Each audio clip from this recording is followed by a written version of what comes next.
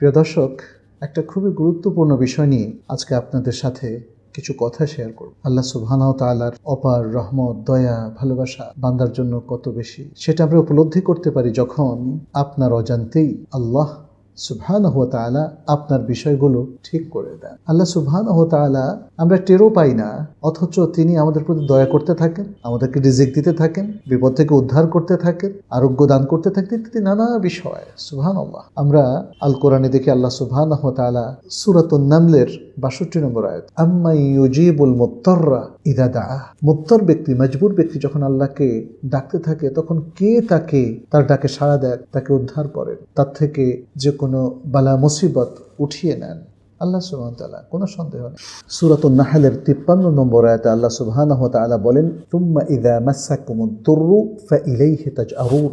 যখন তোমাদেরকে কোনো বিপদ, কোনো কষ্টের কোনো বিষয় স্পর্শ করে তখন তোমরা তার কাছে আশ্রয় নাও, আর আল্লাহ আশ্রয় দেন। আল্লাহ মানুষকে বিপদ থেকে উদ্ধার করেন। যখন আমরা কোনো বিপদে পড়ি, কোনো অসুখের মধ্যে কিংবা রোগে আমরা আক্রান্ত হই, তখন আল্লাহ সুবহানাহু ওয়া তাআলা আমাদেরকে শিফা দান করেন। আল্লাহ সুবহানাহু ওয়া তাআলা সূরাতুশ শুআরার মধ্যে ইব্রাহিম আলাইহিস সালামের বেশ কিছু কথা বাণী তুলে ধরলেন, ঘটনা বর্ণনা করলেন, এবং সেখানে এক পর্যায়ে তার কিছু বাণী তুলে ধরলেন যেখানে তিনি বলেছিলেন, ওয়া ইযা মারাদতু ফাহুয়া ইয়াশফিন। আমি যখন অসুস্থ হই তখন আল্লাহই তো আমাকে শিফা দান করেন। নবী সাল্লাল্লাহু আলাইহি ওয়াসাল্লাম একটা দোয়ার মধ্যে তিনি বলেছেন, আল্লাহুম্মা রাব্বান নাস আযহিবিল বাস ওয়াশফি ওয়া আনতা শাফি লা শিফা ইল্লা শিফাউক শিফাআন লা ইউগাদিরু সাকামা। আল্লাহর শিফা ছাড়া আর কোনো শিফা নেই, আল্লাহই হচ্ছেন শিফা দানকারী। তাহলে আমরা দেখতে পাচ্ছি প্রিয় দর্শক, আল্লাহ সুবহানাহু ওয়া তাআলা আমাদেরকে কতই না রহম করছেন, বিপদে উদ্ধার করছেন, বালা মুসিবত দূর করে দিচ্ছেন, অসুস্থ হলে আরোগ্য দান করছেন।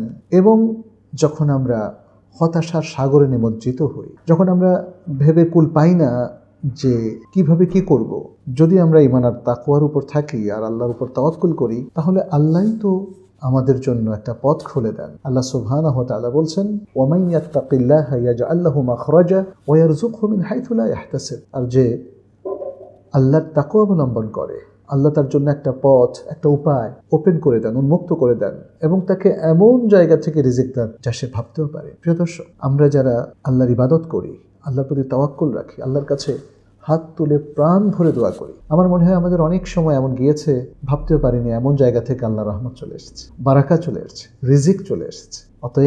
অতএব আমাদের অজান্তেও আমরা দেখতে পাচ্ছি আল্লাহ সুবহানাহু ওয়া তাআলা অজান্তেই আমাদের অনেক নিয়ামত দিয়ে দেন, অনেক কিছু দিয়ে দেন। আল্লাহ সুবহানাহু ওয়া তাআলার অদৃশ্য রহমতও আমাদের উপর বর্ষণ হতে থাকে। শুধু দরকার ঈমানটাকে ঠিক রাখা, ইবাদত সুন্দর মতো করা, আল্লাহর উপর তাওয়াক্কুল রাখা, এবং একজন সৎ ব্যক্তি হিসাবে, একজন ভালো সিনসিয়ার নিষ্ঠাবান মুমিন হিসাবে আল্লাহর পথে থাকে। তাহলে আল্লাহর রহমতের ধারা অবিরামভাবে আমাদের উপর বর্ষিত হতে থাকবে।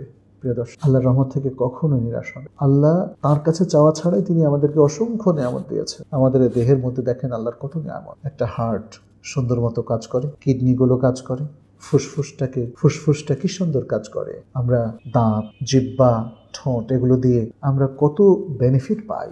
এগুলো সবই আল্লাহর রহমত। একটু চিন্তা করো, একটু ভাবো, আসুন আমরা আল্লাহমুখী হই, আল্লাহর উপর ভরসা রাখি, এবং নিজেদের দুনিয়াবী জীবনে মত্ত হয়ে আমরা যেন আল্লাহকে ভুলে না যাই, আমাদের করণীয় ভুলে না যাই। আল্লাহ আমাদের আপনাদের সকলকেই তার দ্বীনের উপর রাখুন, তার দ্বীনের সঠিক সমাজের উপর রাখুন, দ্বীনের প্রতি মহাব্বা তৈরি করে দিন। আল্লাহ এবং রাসূলের প্রতি আমাদের ভালোবাসা যেন অবিচল থাকে। আল্লাহর কাছে সে দোয়া রেখে আজকের মতো আলোচনা এখানে শেষ করছি।